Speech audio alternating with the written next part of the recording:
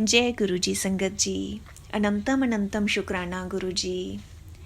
संगत जी, आज मैं आपको जो सत्संग सुना रही हूँ उस सत्संग का नाम है मेरे अंधकार में जोत जलाई। ये सत्संग एक आंटी का है जिन्होंने अपना नाम नहीं लिखा। उन्होंने अपना सत्संग बताते हुए बताया है कि मनुष्य के जीवन में कुछ ऐसी घटनाएं होती हैं जिनको सहते हुए यही कहा जा सकता है कि संभवतः ईश्वर की यही इच्छा थी। मुझे नव जीवन प्रदान करने के लिए मैं सदा गुरु जी की आभारी रहूंगी। बीती घटनाओं को देखते हुए अब मैं उनका एहसास कर सकती हूँ, पर उस समय कारण मेरी समझ से बाहर थे। दुर्भाग्य मेरी नस नस में भरा हुआ था। मुझे अत्यधिक पीड़ा थी।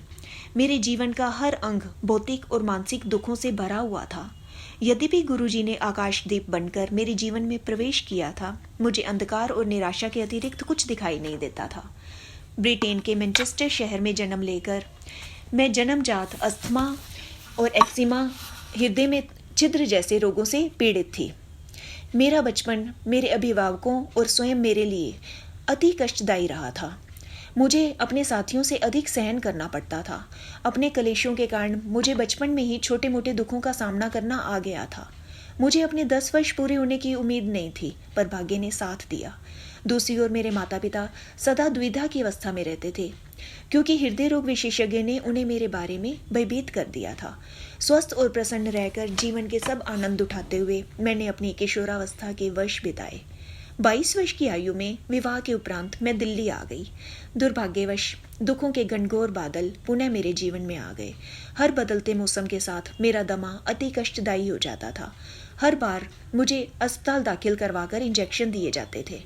दमे से बचने के अपने सब प्रयत्न विफल होते देखकर मैं हताश हो गई। 1997 में मुझे दमे का सबसे कठोर जानलेवा आक्रमण हुआ और अंततः मैंने हार मान ली। मुझे याद है कि मैं अपने हृदय में प्रार्थना कर रही थी कि यह अंतिम हो, क्योंकि मैं और सहन नहीं कर सकती थी। उन्हीं दिनों मुझे पूर्ण शरीर पर भयंकर त्वचा रोग हो गया। बायोप्सी से पता लगा कि यह कैंसर है। चूंकि इससे मेरे परिवार को आघात पहुंचता, यह समाचार मैंने उनको नहीं दिया। मेरे जीने की समस्त आशा समाप्त हो चली थी। मेरा आगे का मार्ग बंद हो चुका था। अचानक उस अंधेरी रात में गुरुजी ने अपनी दिव्य ज्योत प्रज्वलित करी। हर बार उनके पहले दर्शन की बातें याद करते हुए मुझे अपने मन में उठी सब भावनाएं याद आ जाती हैं। सौभाग्य से उस दिन वह अकेले बैठे हुए थे जब मैं अपनी एक मित्र, जिसने उनसे मिलने का आग्रह किया था, के साथ उनके यहाँ पहुंची। उनकी उपस्थिति में मैं भाव विवल हो गई। उस समय मुझे जीवन भर भटकते हुए शिशु की भांति लगा, जिसे अंत में अपनी माँ का आश्रय और सुरक्षा मिल गई हो। उन्होंने उसी समय मुझे अपने संरक्षण प्रदान किया।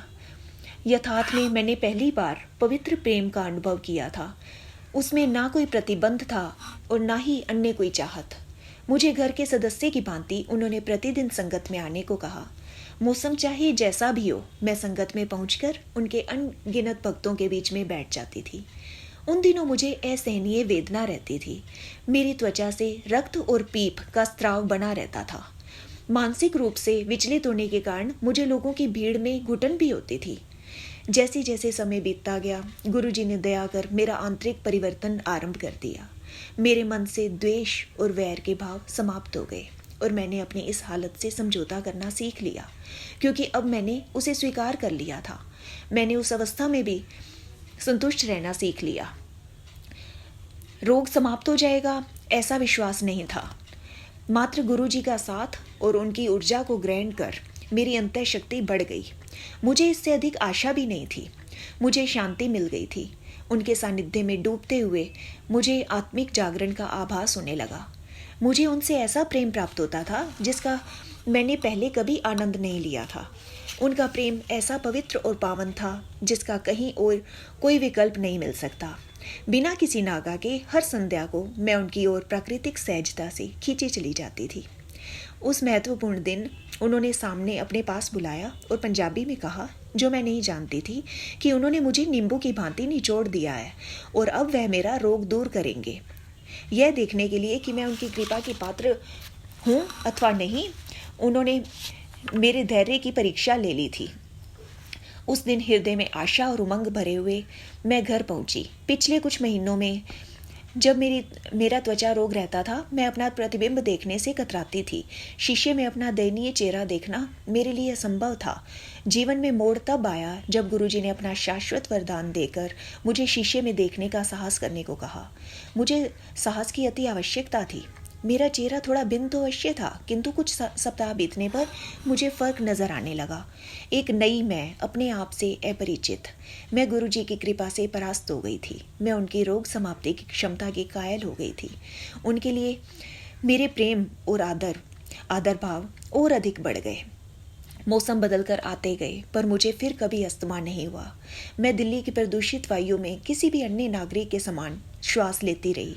गुरुजी ने मुझे नवजीवन प्रदान किया था और यह भी बताया कि उनके हस्तक्षेप के बिना मेरा और जीना असंभव था। उसी वर्ष के शुरू में मैंने एक ज्योतिषी से भी पूछा था, जिसने मेरी कम आयु होने की भविष्यवाणी करी थी। मुझ में हुए परिवर्तन को शब्दों में व्यक्त करना मेरे लिए अत्यंत चुनौती भरा कार्य है। मैं इतना तो कह ही सकती हूँ कि उन्होंने मुझे केवल भौतिक ही नहीं, अपितु आंतरिक रूप से भी परिवर्तित कर दिया था। एक लंबे अंतराल के पश्चात शब्दों में कहें तो मुझे अपनी त्वचा में अपना शरीर अच्छा लगने लगा। गुरुजी यदा कदा अपने भक्तों की परीक्षा लेते रहते हैं। मानव अपनी स्वार्थी प्रकृति के कारण कामना पूर्ण होने पर अपनी पिछली बातें भूल जाता है, पर गुरुजी की कृपा तो जन्म जन्मांतर बनी रहती है। यह इस संदर्भ से स्पष्ट हो जाएगा। गुरुजी ने मुझे अपने चित्र के सामने प्रतिदिन एक मोमबत्ती जलाने को कहा था। एक दिन हैरानी की बात हुई कि आधी डिबिया समाप्त होने के बाद भी वह नहीं जली। गुस्से में आकर मैं स्नानागार में चली गई।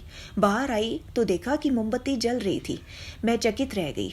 उसी शाम को गुरुजी को धन्यवाद प्रकट करने के लिए मैं उनके दर्शन के लिए गई। यद्यपि यह मेरे जाने का तय दिन नहीं था, मैं जैसे ही उनके चरण स्पर्श करने के लिए झुकी, उन्होंने धीमे से अपनी दयालु आवाज में मुझसे प्रश्न किया कि अंत में मोमबत्ती जली या नहीं। तब मुझे आभास हुआ कि मैं उनसे दूर हो रही थी और वह तो सदा मेरे साथ थे। मैं उनकी हार्दिक आभारी हूँ और हर क्षण उनकी कृतज्ञ रहकर जीवन व्यतीत करना चाहूँगी। जय गुरुजी। अनंतम अनंतम शुक्राना गुरुजी।